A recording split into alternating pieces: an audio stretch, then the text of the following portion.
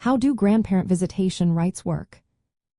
Imagine being a grandparent and feeling like a part of your grandchildren's lives is slipping away. It's a tough situation, but the law can sometimes help bridge that gap. Grandparent visitation rights allow grandparents to ask a court for permission to see their grandchildren when they believe it's in the child's best interest. These rights are not automatic.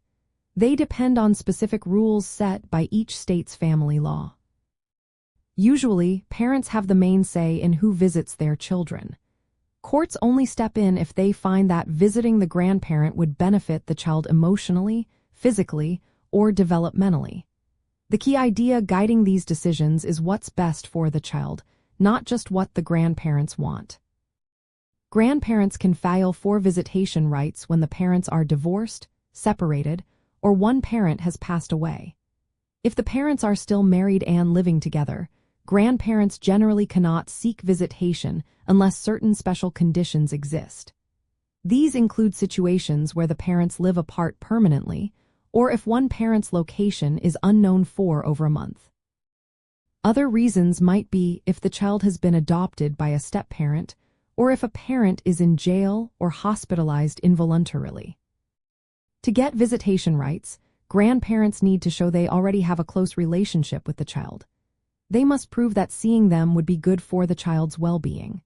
Courts will look at how strong the bond is, the child's needs, and whether visitation would disrupt the parent-child relationship.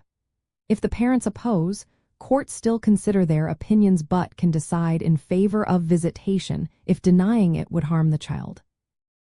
In practice, grandparents usually start by filing a petition with the family court.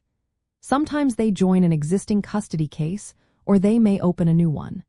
The court might set specific visitation times, including days and hours, and may requiring supervision if needed. These orders can also influence child support and transportation costs, which might be paid by either the grandparents or the parents.